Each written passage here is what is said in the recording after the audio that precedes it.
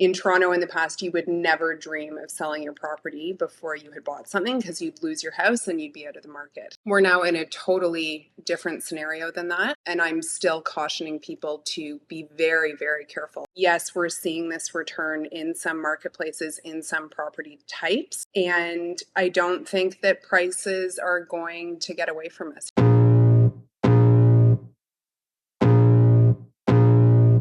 Welcome to the Tom Storey Show with Steve Karrasch and Tom Storey, where we discuss everything real estate or whatever else is on our minds.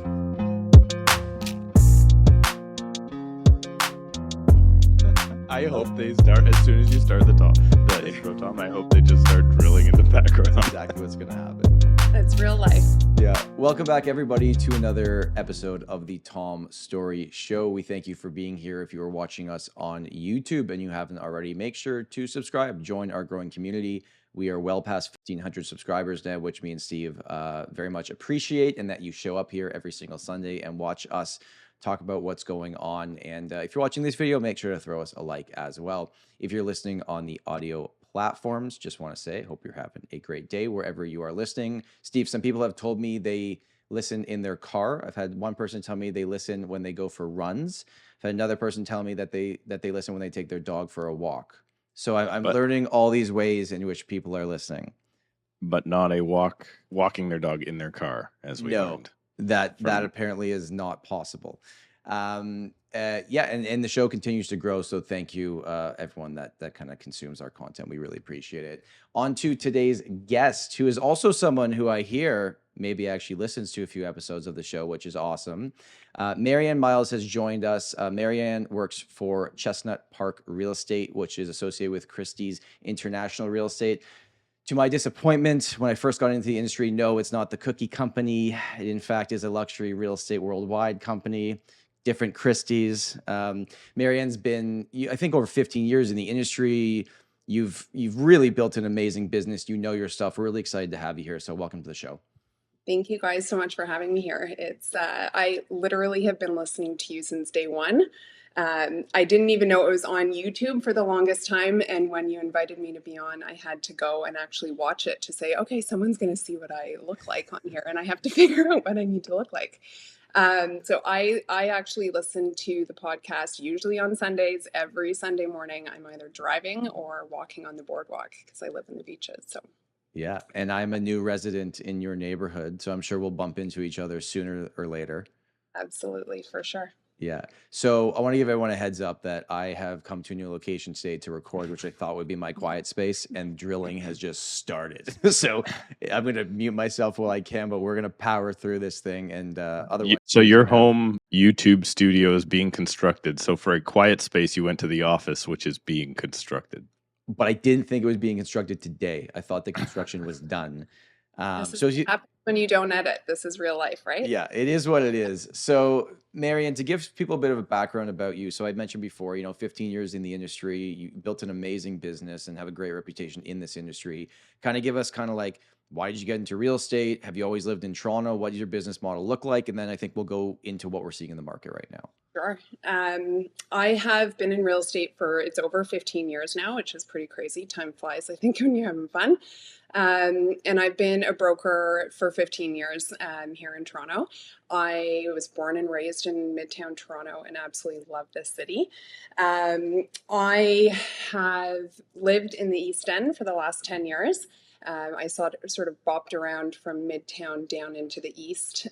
We used to strap our bikes to the back of our car and put our dogs in the car to come down to the boardwalk, and then realized it's not that much farther to just move to the beach. So we've been here. I work one-on-one with my clients.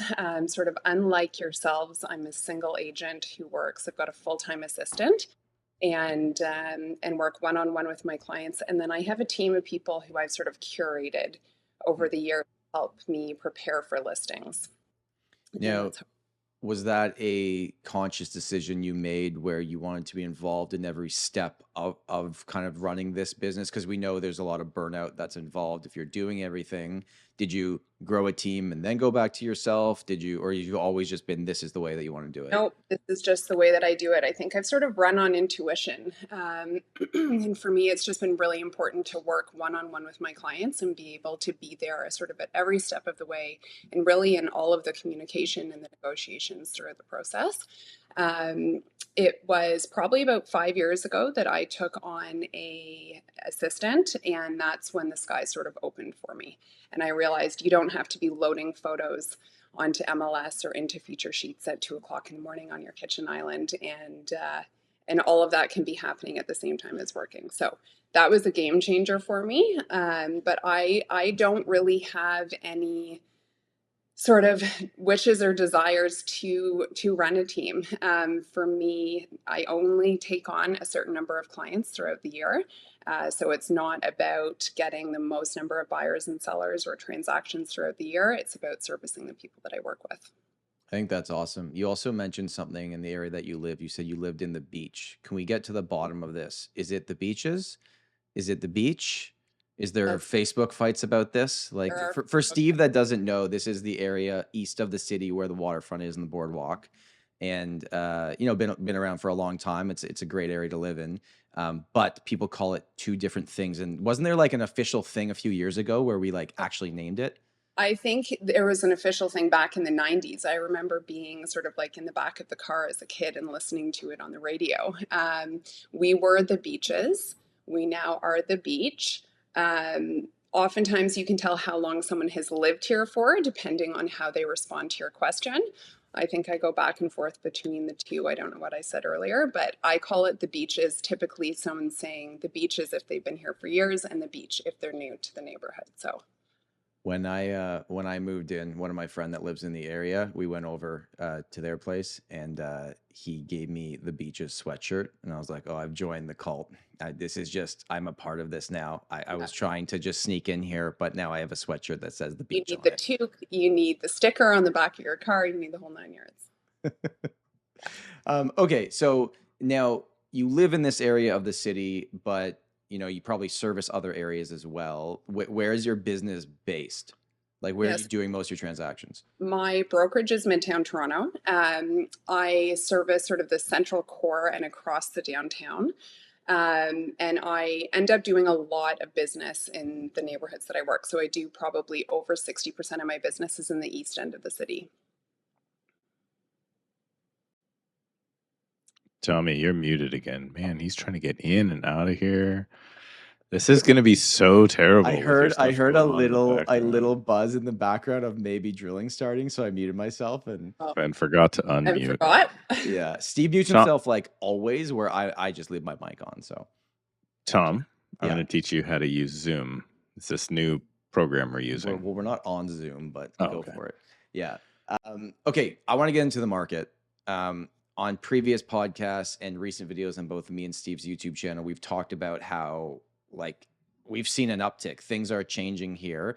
Now, one thing that I want to clarify is that in Steve's market, properties are getting multiple offers, but still sometimes selling under the asking price. In our market, not the case. That's not happening. They're still selling way over. So can you kind of explain to us what you've seen kind of on the ground level with clients? Yeah, I think sort of the last month has been an interesting one. 4 weeks ago, particularly in the east end of the city, you could purchase a home conditional on the sale of your property. And the east end of the city is, for those of you who don't know, is and has always sort of been one of the hottest markets in the city, in good times and in bad. So it's been interesting that we've gone from this very drastic shift in such a short period of time, where 4 weeks ago you could put that condition in and negotiate with the seller, and now we're in a market where things are going in multiple offers. I'm sure, Tom, you're sort of tracking the same properties that I am. There's been a couple of major sales over the last week where there's been north of 20 offers on one of the properties, sold for 141% of their asking price.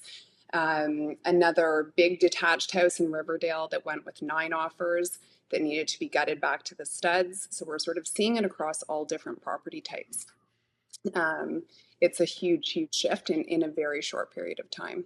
I feel like it came out of nowhere because, like, imagine in a month going from a market that you can get a condition for the sale of your own property, which, like, I've been doing this 9 years. I've had that in 2 offers ever. Like, I've never really been able to get that in. Right. Switching back to like, wait a sec, what the hell happened? This feels like early last year. It's crazy. We track the number of showings that are on our listings, as well as the number of offers on our listings, and then obviously the number of sales, which we'll see come out in the next couple of days as they're reported by TREB. But I'd say we've seen this happen since the Bank of Canada announcement on January 25th.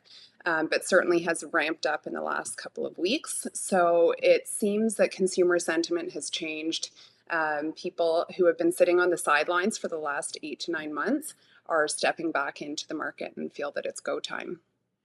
And Steve, is that started to trickle to where you are, or is it still lots of offers but not selling? I want to know, maybe you guys can answer this for me. What is a listing and how do I get one right now? Like it is tough. I actually should probably look right now, but like we're trending only like 200 more listings now than the first of the year. Right. And that's not a good time. And now we're into like March going, wait, inventory should have started coming on. We should be 1,000 higher right now. Why aren't we seeing anything? And I think that's what's driving a lot of this. It's just, and we're getting roasted in our comments, my channel, the podcast, everything, just about you realtors need to stop talking about the shortage of inventory. But there is a huge shortage of inventory. That's what the problem is. And quite frankly, I think you have 8 or 9 months of demand of buyers who have been sitting on the sidelines, married with a shortage of inventory that is bringing the number of offers to the table and driving up the price. Like we've seen consecutive price growth for the last 8 weeks across the city. But in Toronto, it's interesting too. You need to look at sort of different neighborhoods, and I'm sure it's the same. 100%. As you, right? It's this emergence of micro markets, and I've been doing this for 15 years and hadn't heard the word micro markets until just about over a year ago, perhaps. So you have different neighborhoods that are all performing on different platforms across the city. If you look at months of inventory, we were operating at around 2 months of inventory. If you look at different neighborhoods in the East End, specifically Leslieville was operating at 1.2 months of inventory. The Beaches was 1.3. There are neighborhoods in the city that are operating still at 5 months of inventory. So it's very market specific and housing type specific within those markets.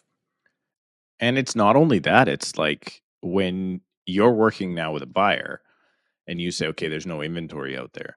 My buyer is looking for this. And we're going through this with at least 2, if not 3 clients right now this week. That, like, I don't know if you guys are still going through this, but like Monday, Tuesday, Wednesday is when the new listings come on, and then nothing comes on Thursday through Sunday. And then it's like, okay, nothing new came up in their search criteria this week. So sure, there's 3,000 houses on the market. But for my active buyers, of which I'm sure I'm not the only one with this same style, there is 0 available listings that fit the criteria needed for them to purchase a home. So that is what I mean by no inventory or lack of inventory. Sure, in my market, we're at about 3,800 listings. Ideally, we would be at 6,500 listings. 6,500 listings is, hey, let's go grab a coffee and go see 4 houses today, and then think about it overnight, and then let's see what you want to buy. But we're still at 3,800 listings, which is, 1 came on this week. Let's go see if you want to compete on it. Yeah, it's pretty nuts. And I think here what we're seeing too is properties that have been listed for months in many cases are seeing offers, and in some cases seeing multiple offers, right? Now, it should be noted that just because we're in multiple offers doesn't mean necessarily that it is selling over asking. In some of these more entry points into the neighborhoods, you have listing agents that are underpricing their listings artificially for a multiple offer situation. Which is very different than an extended irrevocable situation, or even some of these properties that are in the higher end, sort of north of $5 million, that are seeing multiple offers that aren't necessarily selling over ask. How far underpricing are you guys seeing? Because in my market right now, like the detached, let's say we're still 1.3, 1.4 for an average detached home, and we're starting to see a lot of listings hit the market at $999. Wow. Are you guys Yeah. seeing like that far under? And sorry, what would that house be worth approximately? 1.3 to 1.4? Yeah, so I 40% over ask, I have a really hard time with. I think even if you look back in sort of the peak of the market, I don't know that I would have ever priced something assuming that we were targeting for 140% of ask. It's one of the ways that you sort of triangulate in your pricing strategy is looking at that percentage over asking. There have been, as I said, that one earlier this week that went for 141% of ask. That's a bit insane. I think it's, I With- really do. That's Without not saying what that necessarily- property was, Pardon? without saying what that property was, okay, it went for 141 over ask. In your opinion, what was it worth? Was it worth 120 over ask? Was it worth 130? Or was it always worth 141 over ask? I think we're seeing price increase, right? So a month ago, I think it probably would have fetched a lower number than it fetched this week. Was it worth more back last February? Probably. I don't know that the person really underpriced it in an underpricing multiple offer situation. I think they priced it expecting multiples. It's also worth noting that that is the most coveted type of property right now in the east end of the city, is a semi-detached property with parking in an awesome family neighborhood. And there are a lot of buyers out there looking for that. So it doesn't surprise me at all that that's what they saw. I feel like we should clarify too, because I used to always, a lot of my business is right now we help them sell their condos and then they buy houses, right? Like we're helping a ton of people upsize, right? Or we help them get into the condos. But a lot of the condos where I sell condos and buy houses, it's kind of been my business model the last 3 years. Every single condo seller is like, I'm like, where do you want to go next? They're like, well, we like Riverdale. I'm like, cool, get in line. Like, Yeah. get in line with the 4,000 other people, where that East End market, right? For the like stats nerds, right? The EO1, EO2, EO3, which is like Riverdale, Danforth, Leslieville, the beaches. I think East York's pushing into EO4. But even when the market, like those pockets of the market have been the hottest segments in terms of lowest amount of inventory forever that I've looked at the numbers. And even when the market cooled down, it's like those markets went from insanity to just a seller's market, where other markets went from a seller's market to a more balanced out approach. Like it seems like the good inventory in those markets never really stopped selling, even through the rate hikes. It didn't. And there are multiple markets across the city that you can look at sort of in the central core, and particularly the East End, obviously, but that we're all doing the same thing, where the prices didn't come down the way that we saw in other neighborhoods. And there was still activity and still the demand to move into these fantastic spots. On last week's episode, me and Steve were saying, like, what are the terms everyone's saying now if you have a pessimistic view about the market? And we talked about dead cat bounce. Is the cat just bouncing up? The one we missed, Steve, which got commented, which I think is a lazy comment, by the way, be more original, was bull trap. We missed bull trap. Bull trap. Yeah. That's the one that we missed. We did miss bull trap for sure. Yeah. So you guys have the same phenomenon we do. So I'm getting a lot of people moving to BC, and then they phone me. And first of all, I'm in Surrey, so that's like, hey, I'm in Brampton, or hey, I'm in Oshawa. Like these are not prime spots. So what I get though is the phone call of like, hey, I would like to live in, and then they fill in the name of a neighborhood that nobody really actually moves to. Usually because one, it's very small, two, it's very expensive, whatever. It's not what they think it is. So we get like Tawasin, it's a beach community, great little spot. Nobody can actually buy there for the most part. Port Moody's another one. Fort Langley's another one. I should do a video on this. But it's like those people, they've put it in their mind where they think they're going to move to. And then when you cross-reference that with supply and affordability, they don't end up there. Right. And is Do you that guys have that? Do you think that that's people are searching in Google thinking that's where they want to go, or they actually think they want to go there? They think they want to go there. Like from what you guys have just told me, when I moved to Toronto, I'm moving to the beach. right? Like, that's what I think now. And then you're like, yeah, cute. That's a fun story, Steve. Like, that's probably not actually going to happen for you, whether or not it be in your price range or availability or whatever. So it's just funny the stories that buyers tell themselves about the future place they're going to buy. And then when we actually get like boots on the ground, it's like, nah, maybe this, like, for instance, I'll give you a prime example. I don't know that my lifestyle would fit the type of home that I've seen Tom live in, because he's like city lifestyle. And I'm like 4,000 square foot, like, we're home a lot, kids are home, need separate space, all that stuff. So it's such a learning curve when people come from a distance and they have this notion in their head. One of the things we have here in BC is so many ex-grow ops. In 2004, man, every second, third house was like somebody was growing in the basement. And now when those houses come up, it still needs to be disclosed. So people will be like, oh, this one looks really well priced. And I'm like, that one's well priced because it needs to be an all cash buy, right? So people tell themselves something in their head of what they think they're going to get. I guess that's regular real estate. And it's funny, I've had 3 phone calls this week of people from BC moving to Toronto and wanting to move into the beach. So the beach is a very typical neighborhood for people from the West Coast to move to because of the sort of outdoors and the lake and everything. But in speaking with someone yesterday on the phone, I said, this is a typical type of house in this price range. And I think this sounds as if would work for you. And I'll send you some examples of what has sold over the last 4 months to give you a sense of what you can buy. And I said, if you're coming from 2,600 square feet, this might be a little bit of a shock. And he said, well, what happens when I'm coming from like 4,300 square feet? And I was like, oh, okay, this is going to be an interesting exercise. But I'm also finding, and I don't know if you're finding this, Tom, I've got a few condo clients recently who have called and said, okay, we want to list our condo. We want to move into a house. We'd like to look in the city of Toronto, but also look out in Burlington or Oakville at the same time. So sort of doing these concurrent searches, I'd say, because they're realizing that what they're looking for in Toronto may not exist within their budget. We have that actually like a lot, like where we have agents we'll refer to in those markets, but we'll give them a heads up as like, I don't know if they're going to buy here or they're going to go out there, but you might have to show them a few places.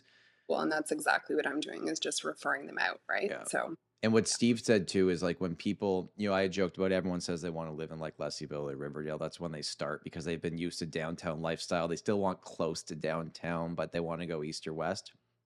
And it's like, okay, well, if you want that, even if you have the budget for that, you're going to be in competition likely for the good houses. If you don't want to be in competition or want to go to a lower budget, we can go from a 3-bedroom to a 2-bedroom, but then this becomes maybe a 3.5-year, 5-year house instead of like the house you thought you were buying. Or if you want what you want at a lower price point, let's talk about Danforth.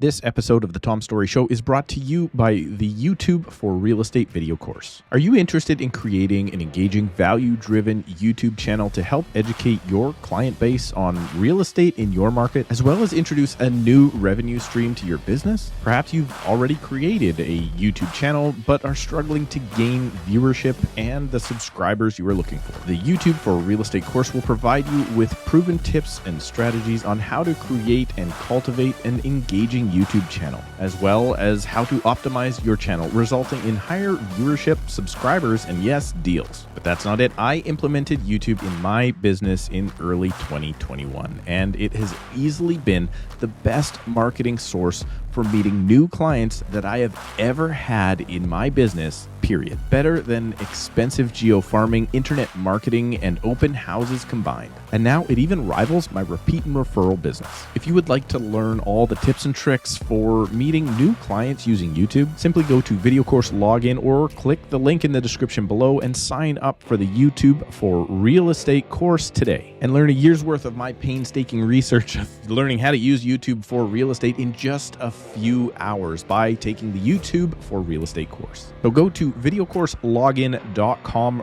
right now and use the promo code TOMSHOW at checkout. Again, that's videocourselogin.com or simply use the link below. So it's like slowly kind of shifting. And it's funny from where the conversation starts to then where they end up actually buying and getting what they want, not just what they can afford, but like the actual house they want to live in. Sometimes they're surprised at how limited options there are. And in these pockets, these good pockets, because a lot of the ups and downs we've seen in the Canadian real estate pricing and even the GTA and Greater Vancouver area, when you're adding in the suburbs that saw wild increases the last year, those are coming out in the data. And the February numbers that are going to come out when this podcast is out, I don't know what they're going to say, but they're going to look terrible year over year. Like it's going to be real scary headlines, right? It's going to be scary, but it's funny because it's scary year over year, and then month over month is a totally different story, right? It's encouraging. It might be down 45% year over year in my market and up 10% month over month. Right. Well, I think that's basically what we're looking at too, right? Like it's insanity. I don't know. Like I was wishing when recording this that our stats were out so we could go over them, because I'm fresh this morning hoping that they'd be out by now. Yeah, ours are probably going to come 20 minutes after. Ours aren't officially out, but I have some kind of inside info on it, and sales volume is going to be, well, year over year I don't know, but just month over month. The average. Does TREB contact you, Tom, to see how you want the stats to read this month? Is that what you're saying? Yeah. I cherry pick just the stats. Wait, I saw that. I saw a comment on your channel that says you were cherry picking stats, and then somebody else was like, he literally just read the stats. The only stats that exist. Yeah. I picked the ones that existed because they happened. I didn't, and go back to my old videos when I cherry picked the crappy stats that made things look bad. Like when I'll tell you the good and the bad of it. So Marianne, do we think this continues? So are we going to have a regular spring market? Or listing? Are you bringing inventory to the market? Are things coming? Do we have hope here for buyers? I have things coming to market. I'm sure in talking with other agents, like all I do all day long, oftentimes is talking and speaking with other agents to see what they have coming to market as well.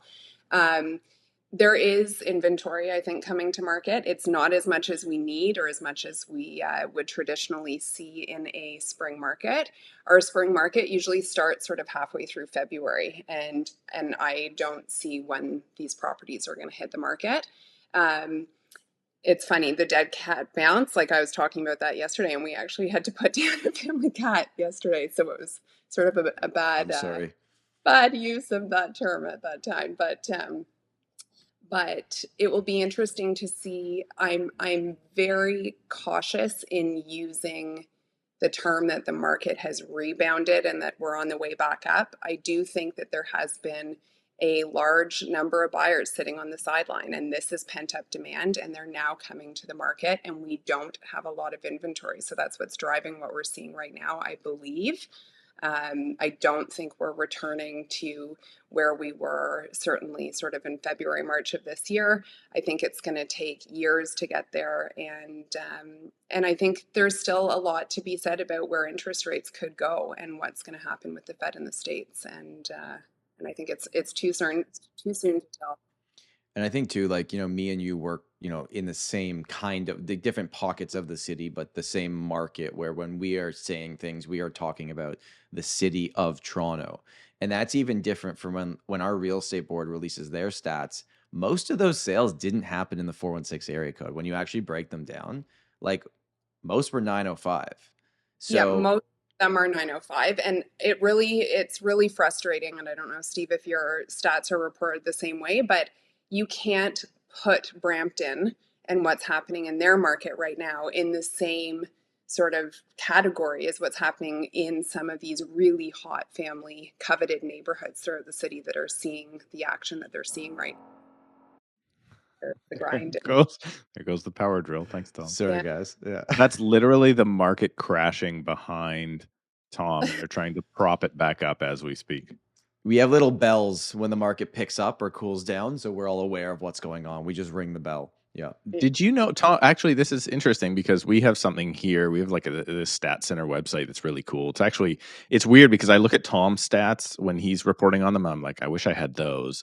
And then I look at ours, and other people say the same thing because we do a really good job of breaking that stuff out. So the Fraser Valley board, our board, has been really, really proactive in getting that information out. And it sounds like maybe TREB doesn't always have that ability to break stuff out. Is that true?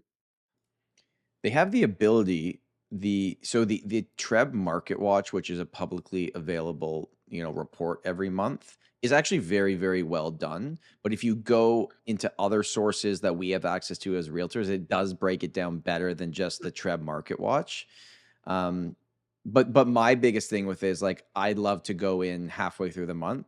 That's why I pay for a third party service to find out that data, because TREB, like, it limits you of how Oh, many you okay. can look up at it caps you at 200, and it's like, Yeah, we have the same it's not really that helpful, right? So these third party websites, which pull from TREB but gives you access to it now, have been, huge resources for our Yeah. clients, and to help me make videos, truthfully.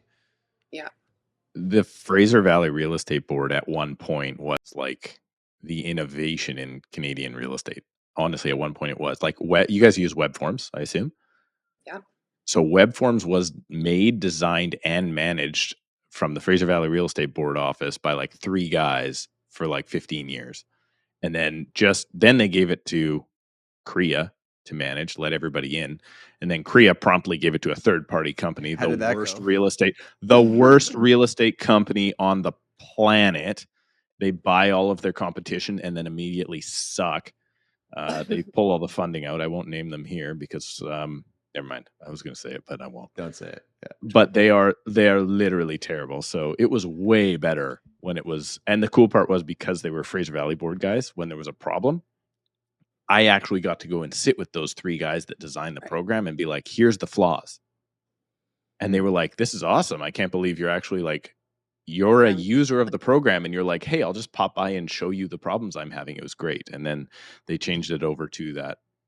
I would love to see, CREA, if you would love to tell me the details behind your giveaway of web forms to a third party for-profit organization, I would love to have you on the show.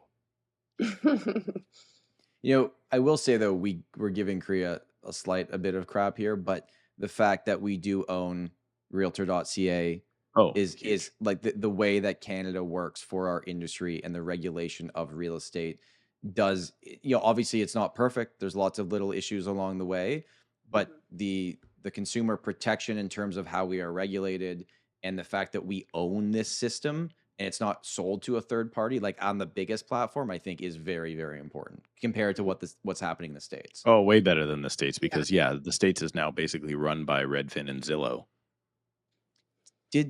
Marianne, did the iBuyer or the Zillow stuff, it kind of, like, I heard about it in Toronto and then it just went away. Like, did you ever see anything from that? I didn't really see anything from it. I don't know that it even sort of phased me when I heard about it at the beginning, but it all seems to have disappeared by now. Yeah. It goes back to being a relationship business, right? So 100%. All these guys are having trouble, right? Like, Zillow sold all their houses, like 2 Novembers ago, because they realized how hard it was to maintain that many properties. Then you had Properly has now backed out of their business model, and they're just a basic brokerage now, which means I don't know how long they'll last under that brokerage name without that differentiating factor that they had. Purple Bricks we should talk about that. Actually, we haven't talked about that yet. We have not. So Purple Bricks, we never had really. We had like one listing I ever saw on Purple Bricks out here, but then they got bought by somebody who I had never heard of. They got bought by Insurance, Desjardins Insurance. Yeah. Rebranded to Fair Square, and then previously to that, they were known as Comfree. So they've rebranded a few times. The slow market, they decided to shut down their operations. They weren't taking on any new business. So that's it. Let's talk about that. Let's be clear about that, right? It's nice that consumers have a choice, right? I would say when a consumer is thinking about selling a house, at least here in Toronto, here's your 3 choices. You can have a company like Fair Square that will put your property on the MLS, but they won't do anything for you. You sell your house yourself, but you're on the system, you get exposure, right? Then you have kind of the next level up of a real estate agent that is a discount commissioned agent that will not invest into your property, probably really isn't, on the ball on what's going on in the market, but you see it on the surface level and like, they're slightly cheaper than this other person. So that's an option people have. And then you have the full service model, which I know all three of us kind of go by. And that is that we will invest money into our clients' properties and we are not the cheapest option. But there is a funny thing that keeps happening, that all the listings continue to go to all the people that offer the services. So, Marianne, I'd like your thought on that, on just like, is it nice to have all these models? Are you surprised that Fair Square went under when the market slowed down? It doesn't surprise me at all. It's I was saying the other day to someone, when the tide went out, we can see who's swimming in the nude type of a thing, right? And that even goes to our own industry, where the agents who aren't working and don't really know what they're doing couldn't survive in a market like this. It doesn't surprise me at all. I don't know if you've ever been on the buying end of a purple bricks or a similar type of a transaction. We have, yeah. It is the most dreadful situation you can possibly be in. In the past had shown many of those listings that were on MLS to buyers of mine. And they have a different agent working with the same seller at every different sort of part of the transaction. There's no communication. We basically, as a buyer, have to go into it doing all of our own due diligence, because you can't trust anything that's happening on the other end and any of the representations or anything that they're making. So it's heartbreaking being on the buying end of it, seeing how a seller is being treated through a transaction and being guided, when I know how we service our clients, right? And you're going like, how is someone selling their largest asset this way? It's mystifying, but no surprise they've gone under. The one thing I had posted about this on Instagram when the news came out, and the one thing I kind of thought of is like, well, okay, well, why did they actually fail, right? Like, let's get to the bottom of this, because it doesn't matter if you think real estate agents are great or useless, right? The consumers decided if Fair Square mattered by their actions. That's what matters here, what the consumer actually did. Doesn't matter what we think, right? So the consumer decided that the value proposition, even at a flat fee model, wasn't there to a point that they didn't choose it. And then if you also look at all these companies that have come in and tried to use technology to outsource or get rid of the real estate agent, which keep trying. One day you might do it. Like, we'll see. Who knows? I could be totally wrong. But it seems like the one thing that they are missing is the actual really good real estate agent that's working for them. Because again, that's who the consumer is going to, because their asset is expensive. The average home price in Toronto in February is going to be over $1.1 million. In the beaches, for detached, you're well over $2 million for something reasonable, right? Yep. So I think they're missing piece, and this sounds funny because it's what they've tried to take out, is like they can't attract actual professional real estate agents that care about their business to work for them, because they're the ones that have all the inventory anyways. Yeah, absolutely. I couldn't agree more. I think, homeowners will continue to work with people who they know and trust. And in changing markets that are changing so quickly, when you are buying and selling your single largest asset, for the most part, for most people, having an expert that understands the market that you're in and how to get you through the transaction is key. And many of those models are missing that piece. And if the value is brought by a company, like Uber proved that, right? A value is brought by the company, and one app like put out of business all of the cab drivers, and the customers went to a location. And because the customers went to a location, the industry then had to adapt or change or whatever. And so far, alternative brokerages, other than the classic business model, and I would say the classic business model is the early 80s Remax business model, right? Let's say that there has been nothing better yet. And it's proving that there is nothing there that is attracting the customers. Because, Tom, you brought up an interesting point. So there is the top producing agents are going to go where they get best compensated, obviously, for their efforts. But just to cut you off for a second, the top producing agents don't go to the cheapest brokerages either. They go to the ones where they're paying the biggest fees because they get service, and that's why their business is the same model. Yeah, it gives them the best results. So if for instance, if 50% of the customers decide to all go to a list it yourself model, then you're going to have a lot more agents go to the list it yourself model and help service those people. You're just going to have that transition, I would think. So it's two things. There's nothing there for the industry, so you're not going to attract the people that are best at the industry, and then there's nothing there for the client. The only proposition I think that these disruptors have so far has been just less fee. That's it. And then, like you were saying, with when a buyer comes in, well, I'm trusting you that the house is 3,400 square feet. I don't know. So now I have to go do my own measurements. I got to do all my own due diligence. And the buyer's like, this is a real pain in the butt. I don't want to deal with all this stuff. What do you mean they don't have the right paperwork? It's already bad enough in a transaction when the agents have a misunderstanding.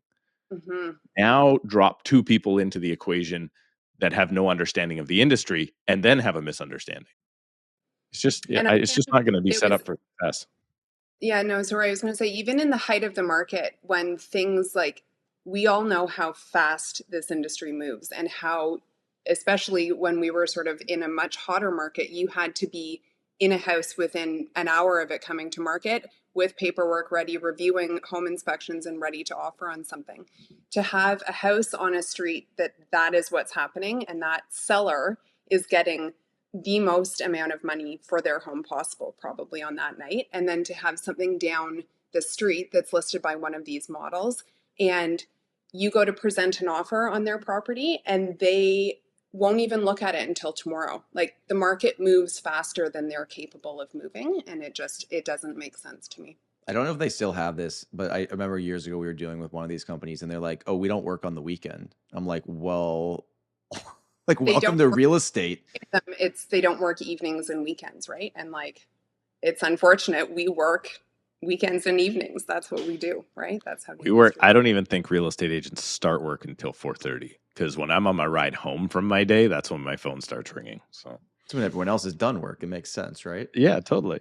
The late night phone calls and text messages. And all right, now that we've been canceled by the Competition Bureau, Tom, do you have something else?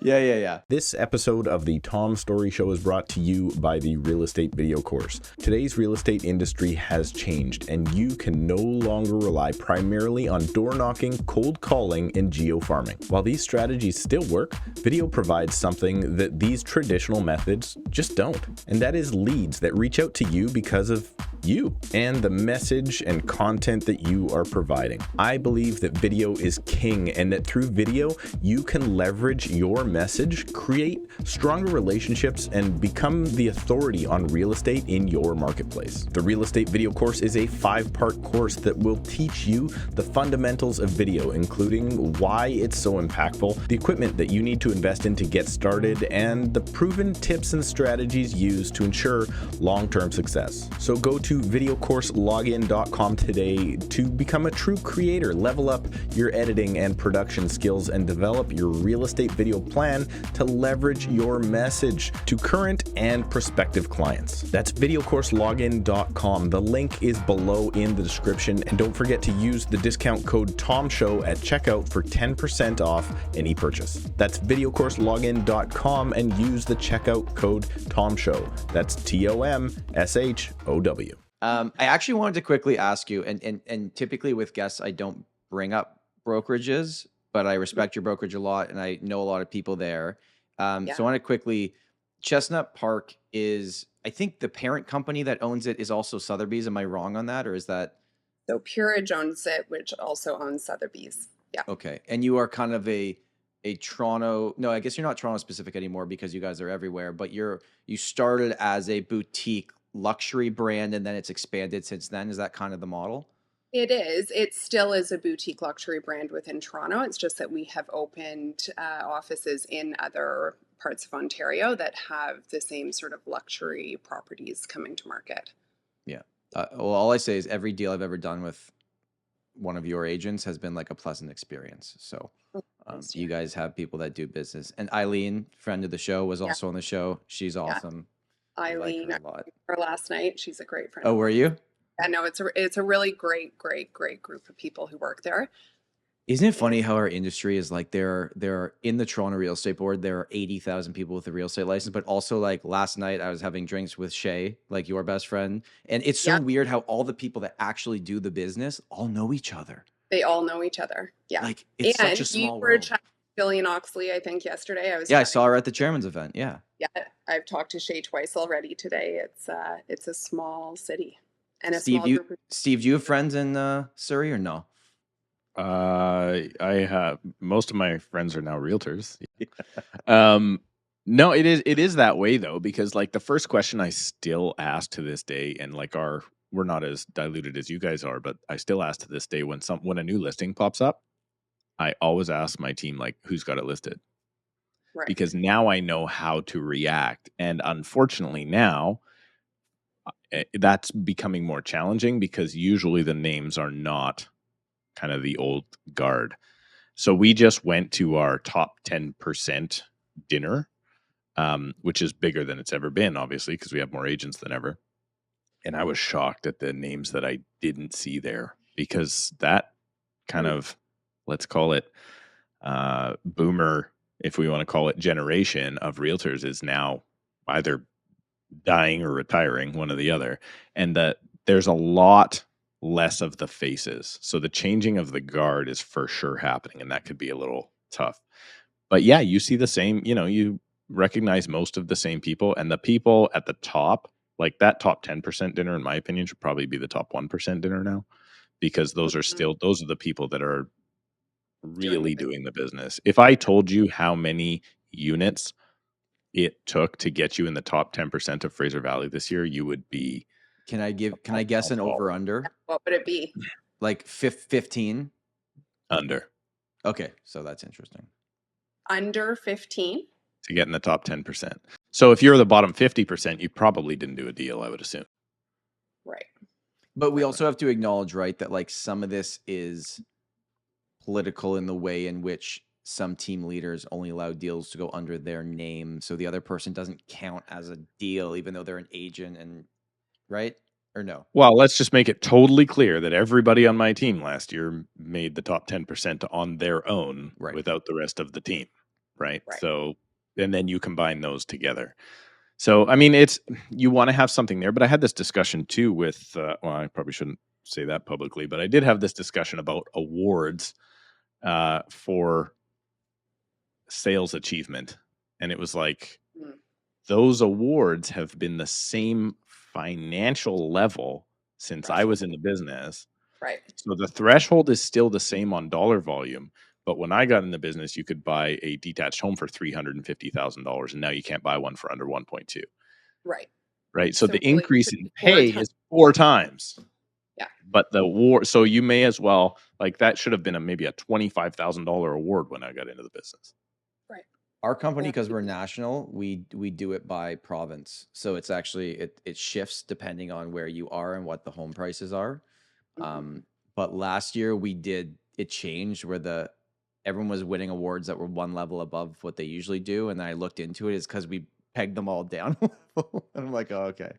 We need to stop out awards in this business. We need to stop being the Academy Awards of this industry and just saying like, hey, look how awesome we are. Hey, Steve, guess what I'm going paying to our tonight? mortgages. What are you going to? An award? Our awards ceremony. Your award ceremony. But you know what? I'm excited to see faces that I haven't seen in a long time, and it'll be a fun time. And yes, do I agree?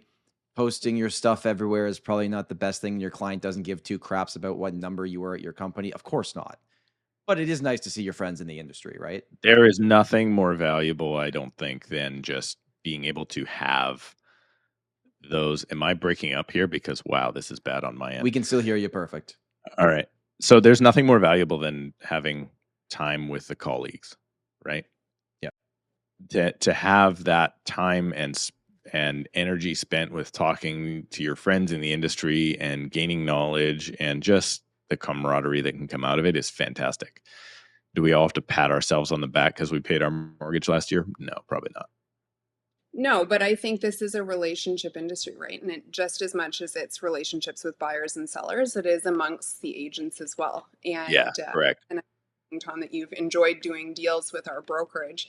It's it's refreshing when you have someone on the other line who's a fantastic agent to talk to, and who is a good person, and you're trying to get a deal done together, right? So having those relationships and those people that you can pick up the phone and call time and time again, and specifically in different neighborhoods too, right? We've talked about referring out clients to different neighborhoods. If you're not an expert in that market, you're not doing someone a service by trying to represent them there. So having those connections, I think, is key to success in real estate, quite frankly. I literally yesterday I got a call from an agent in Calgary, and she was trying to refer me a listing in Oakville, which I do not service, right?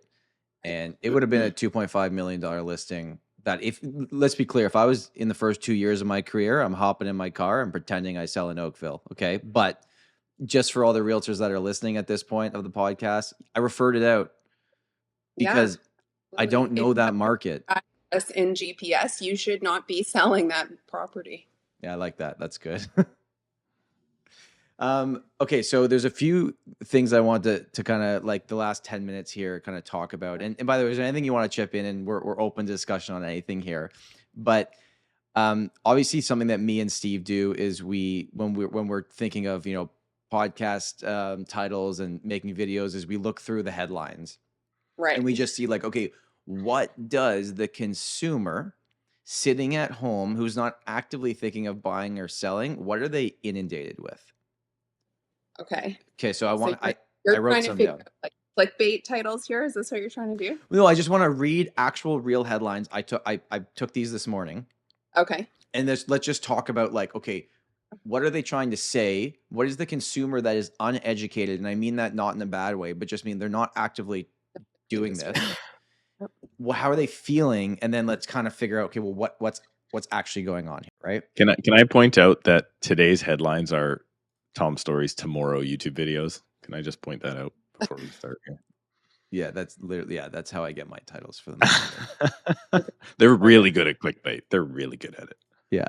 Okay, so here's the first one. Steve, I'm sorry, a lot of these are Toronto based, but we can switch Toronto with your market. It'd probably be the same thing. So Toronto spring real estate forecast, a market as unpredictable as the weather because it's snowing every other day here. What do we think about that one? Marianne, you want to start? I think that's, well, it's cute. They're play on words with the forecast, I guess. It's not unpredictable. It's understanding what is going on in your market. If you're buying and selling in the same market, you're protecting your largest asset, quite frankly. So, I think that's pretty funny, other than the fact that we have like 3 feet of snow outside of the window at the moment. And sure, do we know where things are going? Probably not. There's a lot more certainty at the moment than we've seen in the past. We too have snow in March. How you guys doing here? I dug out of the 2 inches in my driveway. We're okay. Yeah. They did cancel school the first day. Yeah. My kids go to private school, so because the kids get driven to school, most of the kids in private school, they if it sounds like snow outside, they're like, okay, we're shutting this thing down. Can I just say something? Steve who won't pay for anything, Steve who won't buy a new car, Steve who won't go on a vacation, sends his kids to private school. We finally got something out of you. It's Steve. priority one. Yeah. It's the education of his children. I commend you for that, Steve. You know what's even worse than that? My backyard is literally an elementary school. Literally, where they could be going. Where they should be going. And then I married an Irish Catholic girl. And Catholic school, here we come. Yeah. Oh, that's too funny. Okay, here's a good one. Toronto mansion from Mean Girls hits the market again after a price slash. Oh, God. Well, it will probably sell, right? It's the market's changed and they've dropped the price, so they'll probably end up in multiples. Yeah, and you got to put in what movie it was from. Steve, you ever seen Mean Girls? Was that never seen it? I'm assuming they're looking for a new audience with that. I'm gonna have to look that up. I don't even know what house that is. If I'm sure it's in Bridle Path. If I was selling that house though as a listing agent, you got to use that, right? It's like everyone kind of knows what that movie is. There was the building I used to live in, the penthouse, was where they filmed Harvey Specter's. From Suits. Yep. That was his penthouse where they filmed everything. And it's traded hands twice in the last 5 years. And that's like the first thing. The first line of the listing. Yeah, it's like live in Harvey Specter's penthouse, right? Because someone reading that's like, oh yeah, that's cool. They film Suits here, right? Yeah. Yeah, That's actually pretty cool. that's actually you watched that one, Steve? Yeah, we used to. We You used to watch Suits? that. Yeah. Yeah. So this is one that a recent video I titled was the Toronto real estate market sparks back to life. That's probably the most realistic one that we've seen. That feel like maybe not just sparks, but like some areas have caught fire again. Caught fire. I actually like that headline. It has sparked back to life. Yeah. They're not overselling there. Steve, thoughts on that one? Agreed. I mean, that's what I would call it. The question is, it's back alive. People just have to stop conflating it with trying to compare it to what happened in 2021 and early 2022, because that is hopefully never something that we ever see again. It'll come back, but hopefully not. I mean, not to that level of insanity, right? Yeah. No. I was thinking too, like, I don't know about both of you, but from about July last year to the end of the year, yeah, like we sold a lot of properties, not as much as we usually do. The sales were down, but our team performed really well. But it just felt quiet, and things would move that were priced. But even some stuff you thought would move wouldn't move, and it was just like an odd time. I got to say, like the feeling that I'm getting about the market right now, I haven't felt in about half a year. Are you guys on that same thought process? Yep. Yeah, I haven't felt this since March, probably. Yeah. We felt, so I remember having a conversation. It was actually, I remember exactly what it was with Kim Phillips. Shout out Kim Phillips. About almost exactly a year ago, maybe a year and 2 weeks ago. And we were like, the market just changed. And it went from like, that's when it was like going straight up. And then like, it's gone. And then obviously it wasn't gone. It took 5 months to kind of iron out to kind of hit the peak. Not price wise, but just activity before it totally dropped off. And now I'm definitely not getting, oh, it's back on, but I'm definitely getting like, oh, okay, our clients, they better move. They better move on something, or they might get left behind again. Because if this does turn on, they're just going to be left in the dust. Yeah. Tom, I see your next question in our shared notes. So sorry, go ahead. Oh, I was going to say, I think too, there was a really incredible opportunity for buyers to get into the market over the last number of months. And I had people sort of buying in the summer and into the beginning of the fall oftentimes in the East End in properties that if you had a threshold of what you could buy, with any increase in the market, you'd be priced out of the market almost immediately. So I had a huge number of buyers be able to get into those markets, and now those deals aren't around anymore. So do we think now this is obviously, it's a very hard question to answer, but we are seeing an uptick here. We believe that for the next few months it will be busy, and that we will see prices that we haven't seen maybe since a while ago at least. How do things go back down? Is this just a blip? Will things push down? And then what would have to happen for things to push down? And I'm not talking about specifically like these micro markets where it's good inventory and people are always going to want it, but I'm talking like general GTA, Greater Vancouver market stats. Steve, what do you think would actually have to happen for this I'm not reading, to be... I'm reading the note. I'm reading the note, Tom. Your next headline was, because I did a video on this, Canadian real estate prices to fall lower.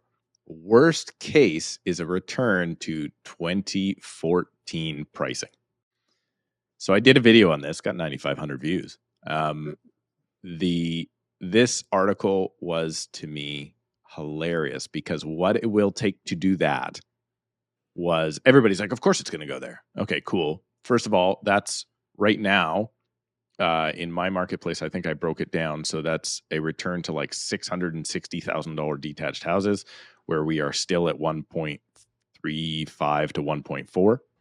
So we have to cut like 50% from here. And then it was like, we need a 9.1% drop in our GDP to do that. Right. So we need to go into massive recession in order to do that. And then they actually had a chart too bad we don't have our graphics up here at this time, Tom. We actually had a chart that showed their projections. And of course, there's like, they're reporting on the worst possible projection.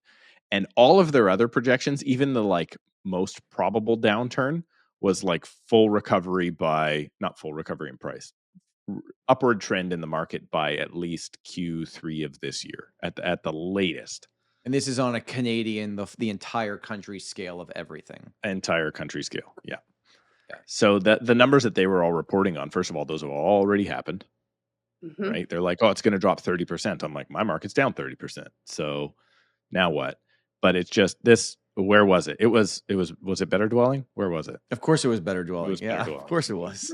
I covered it. I What just about couldn't guess remember. the source of the headline? Yeah. We've done once. That. Yeah. We've played that. We play that often.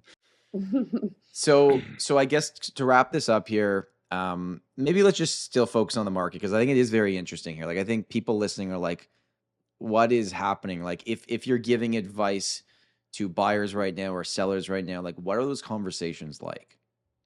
Yeah, I think the multiple offers that we're seeing, I don't allow for some of my clients to see that as the market returning necessarily. They need to understand the risk. You know, I know you guys have talked about this before, but the idea of selling before you buy versus buying before you sell. In Toronto in the past, you would never dream of selling your property before you had bought something, because you'd lose your house and you'd be out of the market. We're now in a totally different scenario than that.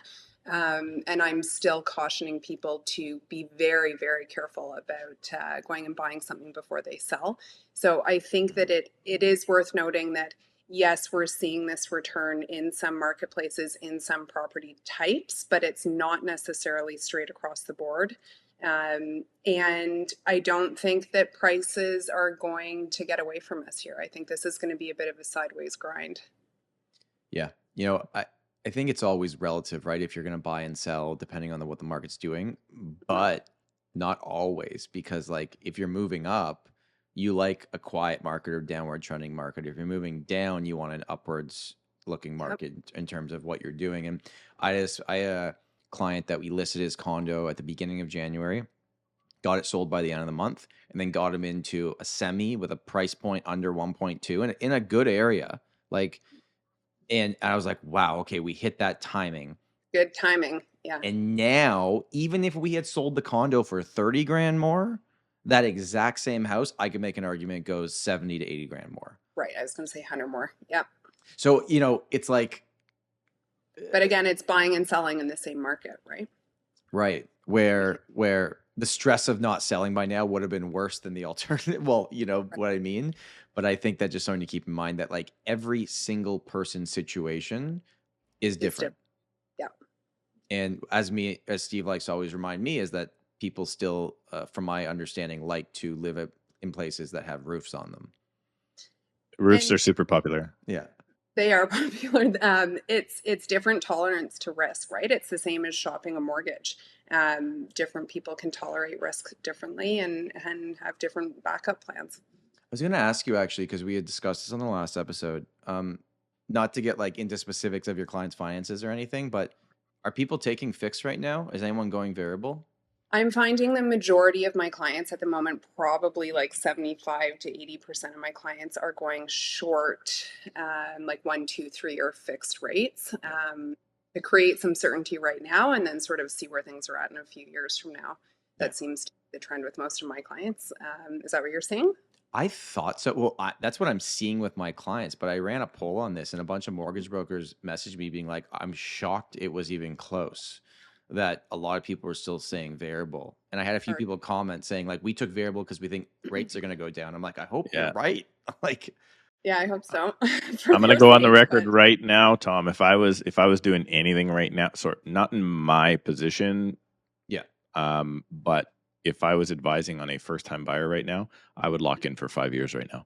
On a fixed?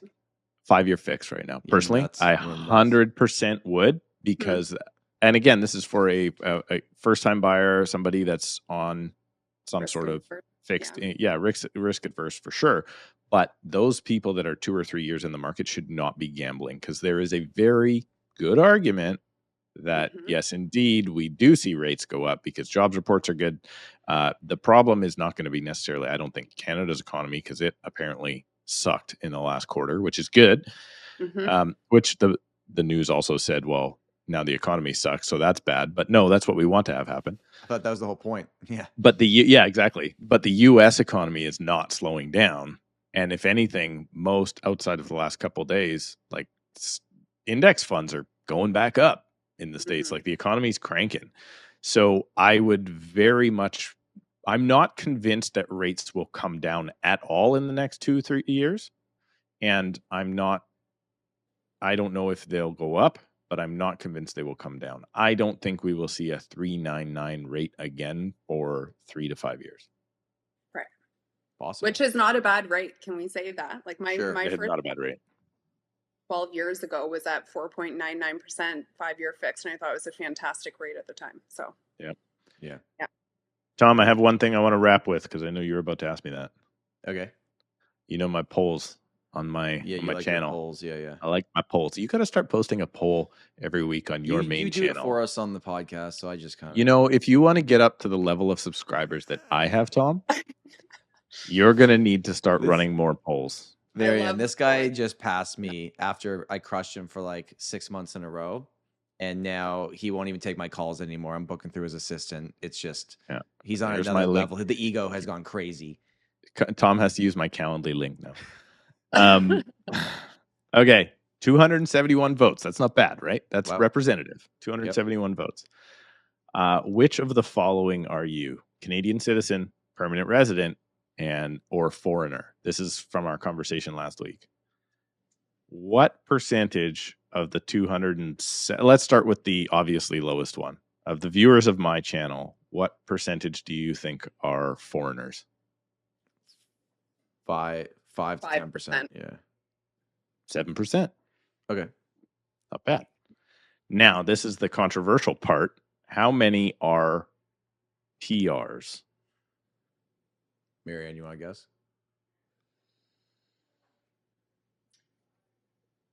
27%. Tom? Yeah, I'll go 34%. Way too high, both of you. Way too high. Right. Okay. 15%. But okay, so that's what total? 21? Is that what it is? So 15. So yeah. So then 77% are Canadian citizens. Yep. So that being said, that out of 271 people, what is that, like 41, 42 people are permanent residents, and that means likely up until, let's say, within the last year or two, maybe some of them have bought already, but those are now new people. As remember when Ralph Ciencio said, those are new people coming to the game of musical chairs, and not bringing chairs. They're just they're bringing demand. They're just buying in. Yeah, they're just looking for a chair, and they're not bringing any chairs to the game, and that is, I think, going to be our story in the coming years. Yeah, absolutely, for sure.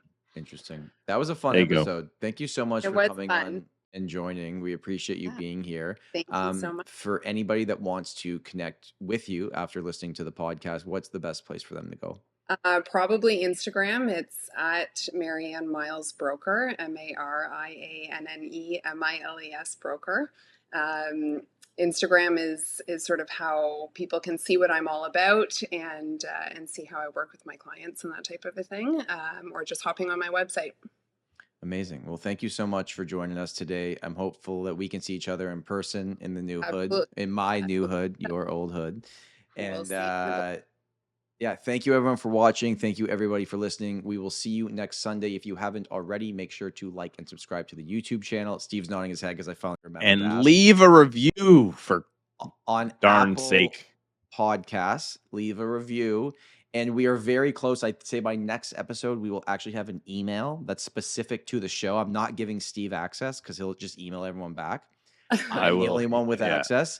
And you can send us questions, and we'll introduce like a mailbag. That's a good one. Sections. And a new feature, Tom, I don't know if anybody's watching this, if it's there, but a new feature on Spotify is questions and polls on Spotify as well. So I don't use Spotify, but apparently if you look down below this episode on Spotify, there will be a poll or a question for you to Okay. take. I should have said that at the beginning of the All damn right. episode. I am a moron. We learn new things. Thank you everyone for being here. Have an amazing week, and we will see you next Sunday. Bye. Bye.